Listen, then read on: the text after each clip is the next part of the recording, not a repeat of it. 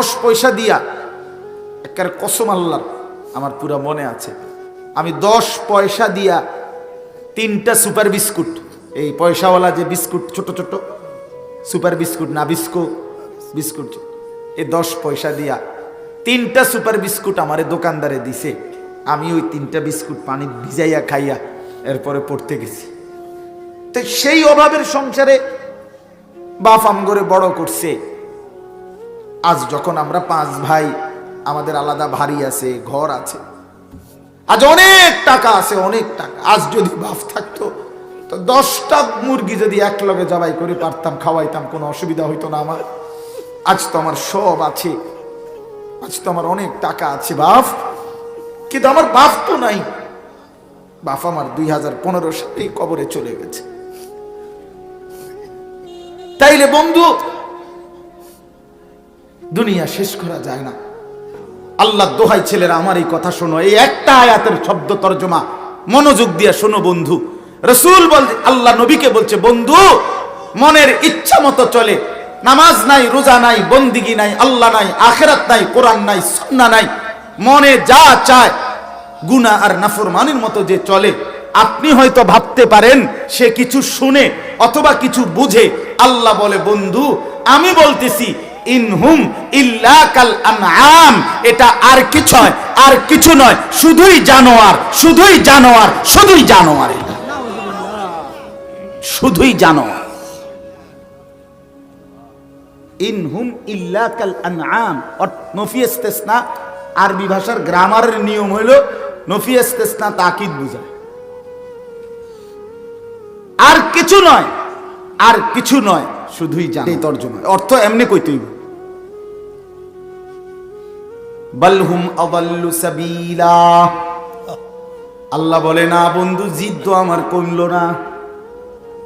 আল্লাহ বলে, বন্ধু রাগ তো আমার কমে নাই। আরে জানোয়ার বলে আমার আল্লাহর রাগ কমে নাই। আল্লাহ বলে, না বন্ধু না, এটা জানোয়ারও না, এটা জানোয়ারের চাইতো নিকৃষ্ট পথহারা। এটা কুত্তাও না, শুয়োরও না, এটা গরুও না, ছাগলও না, এটা কি কুত্তাও না, না না না, এর চাইতো পথহারা। এক কুকুর যদি কেউ লাঠি আলগি দেয়, তাহলে সেই কুকুর বুঝে আমারে মারবে, আমার ক্ষতি হবে, দৌড় মারে। আর মানুষ নামের এই জানোয়ার ঘন্টার পর ঘন্টা মোবাইলে উলঙ্গ ছবি দেখে, নর্তকীর নাচ দেখে, এক ওয়াক্ত নামাজ পড়ে না, একটা টাকা হারাম হালাল উপার্জন করে না, স্ত্রী পর্দা করে না, ছেলে নামাজ পড়ে না, মেয়ে পর্দা করে না, সারাদিন দুনিয়ার অবৈধ উপার্জন নিয়ে পড়ে থাকে। তার মানে এই সবগুলো গুনাহ যে তাকে জাহান্নামের ধাউ ধাউ আগুনে জ্বালাবে, এই জানোয়ার এটাও বুঝে না। এ তো কুত্তার তুনু খারাপ, এ তো কুকুরের চাইতেও খারাপ। কুকুর তো লাঠি আলগি দিলে বুঝে যে আমার মারবো, এই জন্য দৌড় মারে। বালহুম আদাল্লু সাবিলা। আল্লাহ তাআলা বলেন, বরং সে তার চাইতেও বেশি নিকৃষ্ট পথ হারা। আল্লাহ আমাদেরকে মাফ করে দেন। আমার ভাই, শক্ত কথা বলছি শুধু এই কারণে, দিল জাগাইতে চাইছি, নইলে আমার কোনো কারোর সাথে কাজ্জা হয়েছে না, এনে বলে আইয়ে একটা মারামারি হয়েছে, আজ যা সুযোগ পাইছি মাইকে সুইরালাম, ব্যাপারটা এমন কিচ্ছু মনে করায় দেওয়া। কেন ভুলে যাব আল্লাহকে? কেন ভুলে যাব আল্লাহকে? কেন আখিরাত ভুলে যাব আমরা? আল্লাহকে কেন ভুলে যাওয়া? দুনিয়া আমাদেরকে কি দিল? নর্তকী আমাদেরকে কি দিল? গান, বাদ্য, নাটক, সিনেমা আমাদেরকে কি দিল? হারাম উপার্জন যে মানুষগুলো করছেন, আল্লাহর কসম করে বলেন, তার কি সংসারের প্রয়োজন, চাহিদা শেষ পর্যন্ত পূরণ হয়ে গেছে? তাই লাভ হয়েছে কি? হালাল উপার্জন যে করে, তারও সংসারের অসংখ্য চাহিদা অপূর্ণ থেকে যায়। হারাম যে উপার্জন করে, তারও থেকে যায়। দুনিয়া তো রাক্ষস, দুনিয়া তৃপ্ত হয় না। আমি প্রত্যেক দিন বলি, দুনিয়া কাউকে তৃপ্ত হতে দেয় না। দুনিয়া একটা রাক্ষসের নাম, যে রাক্ষস এতগুলো দিলেও গিলে ফেলে আবার মুখ হা করে, এর নাম দুনিয়া। দুনিয়া ছোট কম্বলের মতো, যে কম্বল নিচেরটা ঢাইকা দিলে উপরটা খালি হয়ে যায়, উপর অংশ ঢাকলে নিচের অংশ খালি হয়। রাসূলুল্লাহ সাল্লাল্লাহু আলাইহি ওয়াসাল্লাম বলেন, লা ইয়ামলাউ জাওফু ইবনু আদামা ইল্লা তুরাব। কবরের মাটিতে ঢুকা পর্যন্ত খোদার কসম নবী বলেন বনি আদমের পেট ভরবে না। বনি আদম মানুষ তৃপ্ত হবে সেদিন, স্বস্তি পাবে সেদিন, স্থির হবে সেদিন যেদিন কবরে ঢুকবে। তার আগ পর্যন্ত কি নাই? তৃপ্তি নেই। দুনিয়া তৃপ্ত করে না, দুনিয়া তৃপ্ত করে। হাত্তা ইদা আখাদাতিল আরদু যুখরুফাহা ওয়া যায়্যানাত ওয়া যান্না আহলুহা আন্নাহুম কাদিরুনা আলাইহা আতাহা আমরুনা লাইলান আও নাহারান ফাজআলনাহা হাসীদান কাআন লাম তাগনা বিল আমস। সূরা ইউনূসের আয়াত। আল্লাহ বলেন দুনিয়া কেমন জানো? এক কৃষক খেতে ধান ফলাইছিল, সারা খেতে সবুজ গাছ ভরে উঠছে। কৃষক খুব খুশি, এত সুন্দর ধান হইছে, সবুজ গাছ হইছে এবং সবগুলো ধান বের হইছে। কৃষক বসে বসে ধান ক্ষেতের পাশে দাঁড়াইয়া আগামী 2 বছরের 1 বছরের পরিকল্পনা লাভের করতেছে যে এই ধানগুলো বিক্রি করে আল্লাহর রহমতে আশা করি লাখ 2-1 টাকা যদি মিল হয়, দোতলার কামটা ধরমু, ফোলাগা বিদেশ পাঠামু, মেয়েটা বিয়ে দেবো, হ্যাঁ, অথবা 2টা রুম আর বাকি, 2টা রুম শেষ করমু। এইভাবে ভাবে সে তার প্ল্যান প্রোগ্রাম করতেছে। কিসের উপরে? সবুজ ধান গাছগুলোর উপরে তাকাইয়া। আল্লাহ বলেন আতাহা আমরুনা লাইলান আও নাহারান, হঠাৎ এক রাতে অথবা সকালে এই লোকের অগোচরে আমি আল্লাহর পক্ষ থেকে হয়তো মুষলধারে প্রচণ্ড বৃষ্টি অথবা প্রচণ্ড ঝড়ো বাতাস অথবা যে কোনো রকমের কোনো কিছু পোকা এই ক্ষেতের মধ্যে লাগছে। 1 ঘন্টায় 1 রাতে সকালবেলা এসে সে দেখছে একদম মাটির সাথে মিশে গেছে ফসল। কাআন লাম তাগনা বিল আমস, মনে হচ্ছিল যেন গতকালকে এখানে কিছুই ছিল না। আল্লাহ বলে ঠিক দুনিয়ার জীবন বান্দা এমন। 50 বছর পরিকল্পনা করে, কত কষ্ট রক্ত পানি করে, রাত দিন হালাল হারাম বাজ বিচার করে নাই। কিসের আল্লাহ, কিসের নামাজ, কিসের রোজা, কিসের হালাল হারামের পার্থক্য? দুনিয়া শুধু 2 হাতে ছিঁড়া কামড়াইয়া দুনিয়া জোগাড় করছে। জোগাড় করার পরে এখন যখন সিদ্ধান্ত নিছে ভোগ করবে দুনিয়া, মালাকুল মউত আজরাইল আইসা বলছে চাচা চলেন, যাওয়ার সময় হয়ে গেছে, যাওয়ার সময় হয়ে গেছে। হ্যাঁ, আমরা কিতাবে পড়ছি দিল্লির একজন সম্রাট ছিল শের শাহ।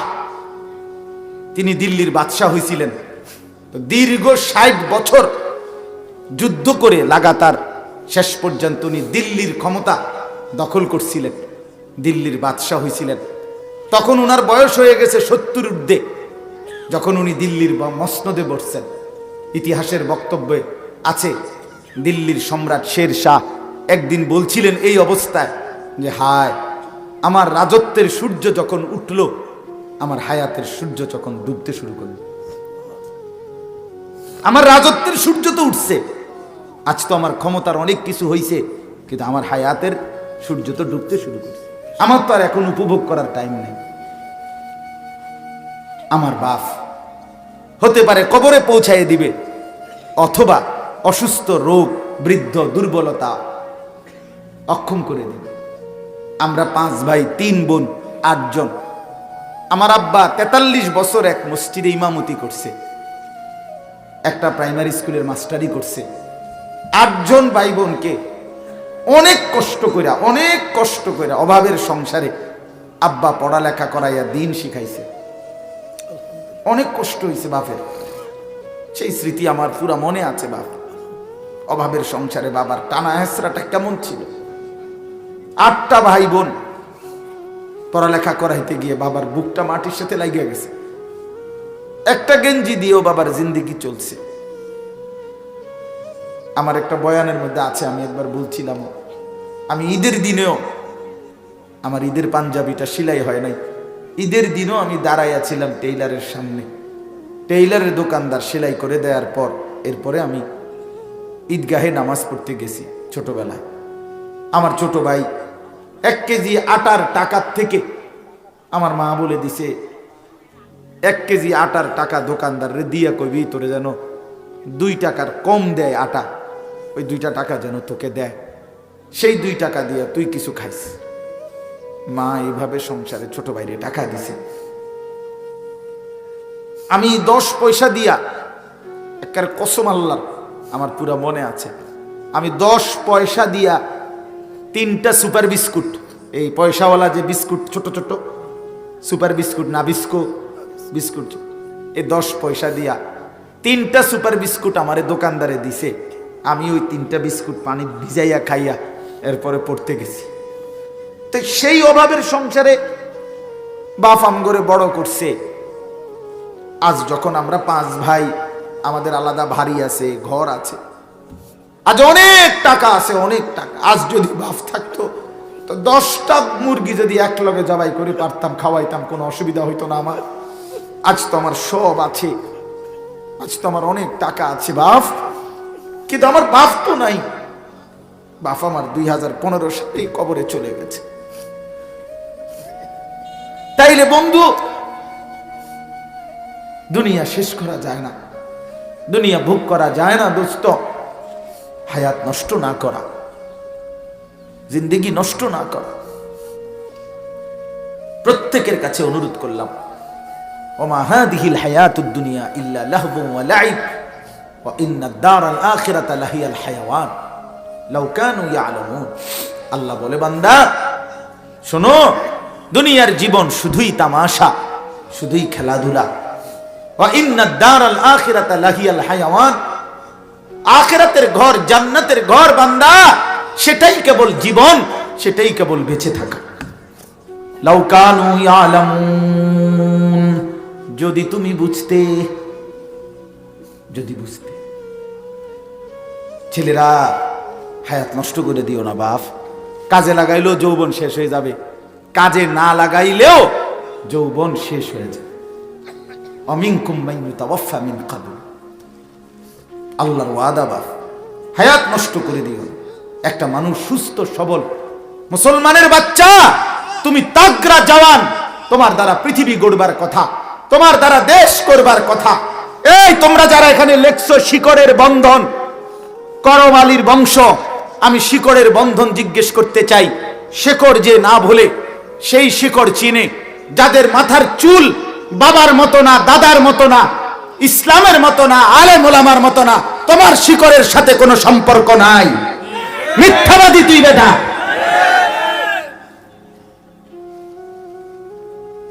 তোর বাবা কোনোদিন এই চুল রাখে নাই। কথা বলেন না কেন? এটা শিকড়। তুমি শিকড় ছিঁড়ে ফেলছো। শিকড় কাগজে লিখলে হবে না, প্রমাণ করো তোমার শিকড়। তোমার দাদা দিন রাত, তোমার দাদা মোবাইলে উলঙ্গ ছবি দেখতো না? এই বেটা কথা কয় না কেন ছেলেরা? তোমার বাপ দিবানিশি মোবাইলে উলঙ্গ ছবি দেখতো, তো তুমি যে সারা দিন সারা রাত মোবাইলে উলঙ্গ ছবি দেখো, সারা দিন এটা টিপো, এটা নি শেকড়। কোথায় তোমার শেকড়? কই? আমার শেকড়ের বন্ধন আছে। আমার বাপকে দেখছি আজীবন পাঞ্জাবি গায়ে দিছে, আমি পাঞ্জাবি গায়ে দিই। আমার বাপ আজীবন টুপি মাথায় দিছে, আমার টুপি আছে। আমার বাপ আজীবন দাড়ি রাখছে, আমার দাড়ি আছে। আমার বাপ আজীবন মিসওয়াক করছে, আমার মিসওয়াক আছে। আমার বাপ আজীবন টয়লেট পেপার ব্যবহার করছে, আমার টয়লেট পেপার আছে। আমার বাপ আজীবন তসবি ব্যবহার করছে, আমার কাছে তসবি আছে, ওই যে তসবি এনে থুইলাম। আমার বাপ আজীবন আতর ব্যবহার করতেন, আমার কাছে আতর আছে। আমি শিকড়ের বন্ধন আছি আমার। তোমার শিকড়ের বন্ধন তুমি বলো, বলো মিয়া, তোমার ইসলাম তুমি বুঝায় দাও। তোমার বাপকে বলো। আমি তো অসংখ্যবার বলছি, তোমরা যারা সিনেমার নর্তকীর ছবি, নাচ গান, জিনা ব্যভিচারের দৃশ্য দেখো, এই বাপ, তোমরা এক পবিত্র মুসলমান মায়ের 2 বছর দুধ খাইয়া বড় হইছিলা। তোমরা ওই নর্তকীর হাতে বড় হও নাই, মায়ের হাতে বড় হইছো তোমরা। তুই বেটা নর্তকীর সন্তান না, তুই এক মুসলমান মায়ের সন্তান। তুই মাকে ভুলে গেলি কেন? এই বেটা মাকে ভুলে গেলি কেন? বাবাকে ভুলে গেলি কেন? আল্লাহকে ভুলে গেলি কেন? ইয়া আইয়ুহাল ইনসান মা গাররাকা বিরাব্বিকাল কারীম। হযরত মাওলানা তারেক জামিল সাহেব, পাকিস্তানের দাওয়াত ও তাবলীগের বিশ্ববিখ্যাত মুরব্বী, উনি এই আয়াতের এইসা শানদার তর্জমা বলছিলেন। উনি উদাহরণ দিছিলেন যে এক মা, এই যে এই ভাই, তো এক মা যদি তার সন্তানকে এইভাবে বুকের কাছে জড়ায় ধরা, মা যদি চোখের পানি ফেলে বলে, বাপ আজকে 6টা মাস মারে সারা কেমনে থাকলি রে বা।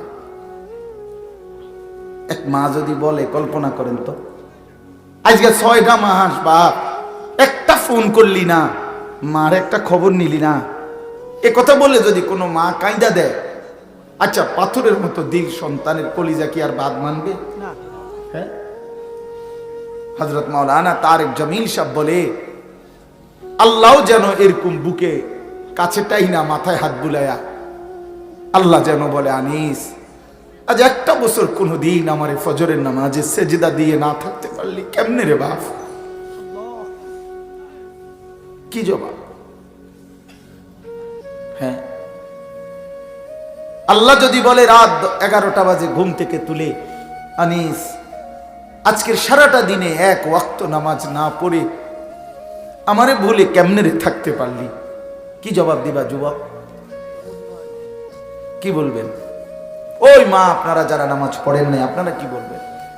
বোন আপনারা যারা বেপর্দা, আপনারা কি বলবেন? মা গাররাকা বিরাব্বিকাল কারীম।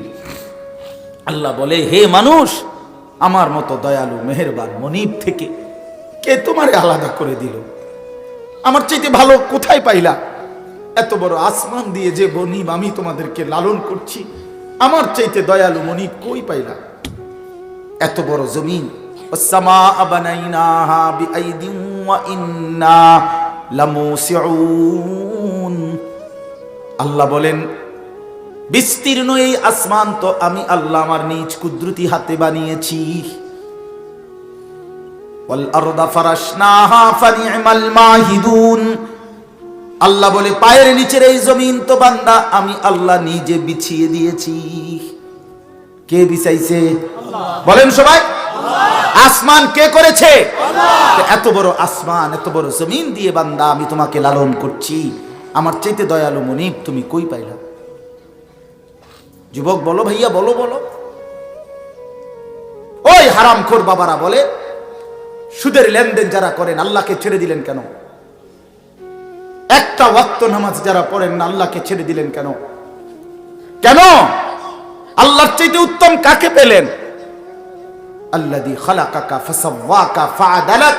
আল্লাহ বলে, তোকে বানিয়েছি আমি, তোকে সাজিয়েছি আমি, তোর দেহের অঙ্গ প্রত্যঙ্গ লাগাইছি আমি। তোর মাকে জিজ্ঞাসা কর, মা আমার নাক লাগাইছে যেদিন আপনি জানতেন কিনা, আমার হাত লাগাইছে যেদিন আপনি জানতেন কিনা? মা বলবে, না রে ফুত, আমি কিছুই জানতাম না, আমি শুধু জানতাম আমার গর্ভ, আমার পেটে সন্তান আছে, আমি এতটুকুই জানতাম। আল্লাহ বলে, মা তুই ঘুমা, তোর পেটে রাইখাই আমি আল্লাহ যথোপযুক্ত সময়ে তোর সন্তান গড়ে দিচ্ছি। সুবহানাল্লাহ। ওয়ালাকাদ খালাকনাকুম সুম্মা সাওয়ারনাকুম। আল্লাহ বলে, বানাইছিও আমি, সাজাইছিও আমি। বাহ বাহ। মা জানে না, বাবা জানে না, কেউ জানে না। কেউ জানে নাক লাগাইছে কোন দিন, কান লাগাইছে কোন দিন? কেউ জানে? জানে শুধু কে? আল্লাহ। সেই আল্লাহকে কেন ভুলে যাওয়া বাপ? কেন? আজকের থেকে সিদ্ধান্ত নেই, আল্লাহকে নারাজ করব না ইনশাআল্লাহ। যুবক ভাই বলো না, নওজোয়ান বলো, এই চুল কাইটা ফেলো, চুল কাইটা ফেলো। বন্ধু মনে রাখো, এই চুল, এই সামনে ডানে বামে বড় চুল যাদের, আল্লাহর দোহাই, এই চুল থাকা অবস্থায় তুমি দাজ্জাল থেকে বাঁচতে পারবা না, তোমার ঈমান বাঁচবে না। একেবারে আল্লাহর কসম, আমি বন্ধু যদি বলো তোমার বুকে জড়াই এক ধরে কইতে আমি রাজি, তুমি বাঁচতে পারতা না। যদি এই চুল থাকা অবস্থায় দাজ্জাল বের হয়, তুমি ঈমান বাঁচাইতে পারতা। এই চুল থাকা অবস্থায় যদি তোমার ইমাম মাহাদি বের হয়, তুমি ওনার পক্ষে যাইতে পারতা না। এই চুল সরাসরি দাজ্জালের অনুসারীদের চুল, ঠিক আল্লাহর কসম। রাসূলুল্লাহ সাল্লাল্লাহু আলাইহি সাল্লাম দাজ্জালের যতগুলো বর্ণনা দিয়েছেন, তন্মধ্যে দাজ্জালের চুলের বর্ণনা প্রত্যেক হাদিসে যতবার নবীজি দাজ্জালের চেহারার বর্ণনা দিছে ততবার চুলের কথা কইছে। কেন কইলেন এত গুরুত্ব দিয়া? নবী সাল্লাল্লাহু আলাইহি সাল্লাম। হ্যাঁ বা এই জন্য দুশ্মন কৌশল করে এই চুল বর্তমান মুসলিম যুব সমাজের কাছে ব্যাপক পরিচিত করে দিছে। এই বিকৃত কাটিং এর চুল, মানে চুল তো আমরাও কাটাইছি ছোটবেলা, যৌবন তো 18-20 বছর বয়সের হায়াত আমরাও তো পার করে আসছি, সেলুনে তো আমরাও বহুবার গেছি, কিন্তু এত রকমের চারদিকে কোবাইন্না কাটিং চুল এটি তো আর দেখছি না আমি। এগুলা মূলত সাফাতি দিয়া কোবাইছে এগুলার, এই যে ছবিগুলো লাগানো থাকে না, এরা নির্দিষ্ট কোনো জায়গায় ফিডাফিডি লাগছে, মারামারি, আর ওরা আচ্ছা তরে সাফাতি দিয়া মাথাত কোপাইছে কতক্ষণ, যার জেন দিয়া কোপ পড়ছে এনদের সিলাই লাগছে। সিলাইয়ের কারণে চুল প্রথম উঠাইছে, যে সিলাই করতে হলে চুল কি করতে হয়, সরাই ছাঁচতে হয় না, সাইচ্চা যখন সিলাই দিছে, পরে যখন সিলাই খুলছে, সিলাই তো খুলছে, এটা মিলছে, কিন্তু চুল আর ওঠে না, কারো এন দিয়া ওঠে না, কারো এদিক দিয়া, কারো এদিক দিয়া। এখন কি করা, তো তারা সিদ্ধান্ত করছে যে এটার ডিজাইন হিসেবে চালাই দেয়, দেখবি বেকুব পাইবি, কোনো অসুবিধা নাই, এটার একটা ফ্যাশন ক, হ্যাঁ দেখবি আমগো এই ফ্যাশন, এই কোবাইন্না ফ্যাশন, এটা অনুসরণ করার মতো পাগল বহুত পাইবা, চালাই দে চালাই দিছে। বাহ, পরবর্তী মাতালেরা ছুটছে, একটাবার জিজ্ঞাসাও করলো না যে এটা কি কাটিং। আস্তাগফিরুল্লাহ, আস্তাগফিরুল্লাহ। লজ্জা থাকা উচিত, হায়া থাকা উচিত, শরম থাকা উচিত বেটা। আল্লাহ রাসূল সাল্লাল্লাহু আলাইহি ওয়াসাল্লাম স্পষ্ট হাদিসে বলছে, ইন্নাহু শাবুন কাতাতুন, নবীজি বলছে দাজ্জাল হবে যুবক, কাতাতুন, দাজ্জালের চুল হবে এলোমেলো, স্বাভাবিকতার পরিপন্থী, আওয়ারুল আইন, আর 3 নম্বর দাজ্জালের চোখ একটা হবে কানা। এই 3টা প্রধান বৈশিষ্ট্য রাসূল বলছে দাজ্জালের। 1 নম্বর সে হবে যুবক, 2 নম্বর সে হবে এলোমেলো চুলওয়ালা, স্বাভাবিক চুলের বিপরীত, 3 নম্বর আওয়ারুল আইন, এক চোখ কানা। আপনারা বেঁচে থাকলে আগামী অল্প সময়ের ভিতরেই দেখবেন, ছেলেরা তোমরাও দেখবা, এই অল্প, আমি তো দেখছি, আমি সৌদি আরব দেখছি এক যুবককে, বাংলাদেশও একবার দেখছি, আগামী অল্প কিছুদিনের ব্যবধানে দেখবেন এই এক চোখ ইচ্ছা করে আটকাইয়া ফেলা, এটাই নতুন ফ্যাশন আসবে, বেশি দিন নেই, বুঝেন না, মানে চশমা অথবা এমন কোন ডিজাইন আসবে যে এই চোখ এটা ঢাকা, কিরে ভাই এটার অসুবিধা কি, দেখা তো যায়, এক চোখ দিয়ে দেখলেই তো হলো, দেখতেই তো। 4টা ছিদ্রওয়ালা ফ্যান যদি কিনতে পারে, এরকম পাগল যদি পাওয়া যায়, এই পাগল পাইতে কয়দিনের ব্যাপার, বুঝেন না? না তাইলে আপনি বুঝেন না, এই পাগল যদি পাওয়া যায় তো তাহলে এই পাগল পাইতে সমস্যা কি? হ্যাঁ, আস্তাগফিরুল্লাহ, আস্তাগফিরুল্লাহ। আহা, লেবাস পোশাক নিয়ে বাড়াবাড়ি, আপনি বলবেন না না বাড়াবাড়ি না, আল্লাহ তাআলা কোরআনুল কারীমে স্পষ্ট বলছে, ইয়া বনি আদমা কদ আনজালনা আলাইকুম লিবাসান। আল্লাহ বলে, বান্দা বনি আদম, আমি আল্লাহ, আমি কোরআন নাজিল করেছি, যেমন আমি বৃষ্টি নাজিল করেছি, আমি লোহা নাজিল করেছি, ঠিক হুবহু খোদার কসম কোরআনের আয়াত, আল্লাহ বলে পোশাক আমি আল্লাহ নাজিল করেছি। পোশাক কোনো খামখেয়ালি বিষয় না, পোশাক আল্লাহ বলছে কদ আনজালনা আলাইকুম লিবাসান, আমি পোশাক নাজিল করেছি। ইবলিসের প্রথম হামলা কি? পোশাকের উপর, এটা জানেন? কথা বোঝেন নাই? ইবলিস হওয়ার পর, মরদুদ হওয়ার পর, রাজিম হওয়ার পর, অভিশপ্ত, আল্লাহ যখন তাকে আল্লাহর দরবার থেকে বের করে দিছে, তখন সর্বপ্রথম ইবলিসের আদম এবং হাওয়ার উপরে ষড়যন্ত্র করার পরে প্রথম তাদের কি ক্ষতিটা করছে? বনি আদমের প্রথম ক্ষতি করে ইবলিস, তার লেবাস এবং পোশাক খুলে ফেলে। এই জন্য আদম এবং হাওয়া আলাইহিমাস সালাম, কোরআনে আছে, যখন ওই নিষিদ্ধ গাছের ফল ইবলিসের প্ররোচনায় ভক্ষণ করছে, সাথে সাথে ওনাদের গায়ের থেকে পোশাক খুলে পড়ে গেছে। এই জন্য ইবলিসের প্রথম আক্রমণ পোশাকের উপরে। এটা কোরআনের আয়াত, সূরা আরাফে আছে। অতএব প্রিয় বন্ধু, মুসলমানের পোশাক গুরুত্বপূর্ণ, মুসলমানের লেবাস গুরুত্বপূর্ণ, মুসলমানের সাজসজ্জা গুরুত্বপূর্ণ, মুসলমানের চুল দাড়ি। নালে নবীজি সাল্লাল্লাহু আলাইহি সাল্লাম, আপনারা রাগ করেন না, বুঝার জন্য, রাসূলুল্লাহ সাল্লাল্লাহু আলাইহি সাল্লাম যতবার দাড়ি লম্বা করতে বলছে, আল্লাহর কসম, রব্বে কাবার কসম, আপনি আলেমদেরকে জিজ্ঞেস করেন, যতবার নবীজি বলছে দাড়ি লম্বা করো, তার আগে বলে নিছে মুশরিকদের বিরোধিতা করো। খালিফুল মুশরিকিন, খালিফুল ইয়াহুদ, খালিফুল নাসারা, ইহুদিদের বিরোধিতা করো, মুশরিকের বিরোধিতা করো, নাসারা খ্রিস্টানদের বিরোধিতা করো। এটা বলিয়া বলছে এই বিরোধিতার 1 নাম্বার ধাপ হইল দাড়ি লম্বা করো। ওয়াফিরুল লুহা, আফুল লুহা, দাড়ি লম্বা করো। এই যতবার এটা কইছে এতবার আগে এটা কইয়া লইছে। তার মানে মুশরিকের সাথে, কাফেরের সাথে, ইহুদির সাথে, খ্রিস্টানের সাথে মুসলমানের বাহ্যিক আকৃতির পরিবর্তন বোঝা যাবে দাড়ি দ্বারা।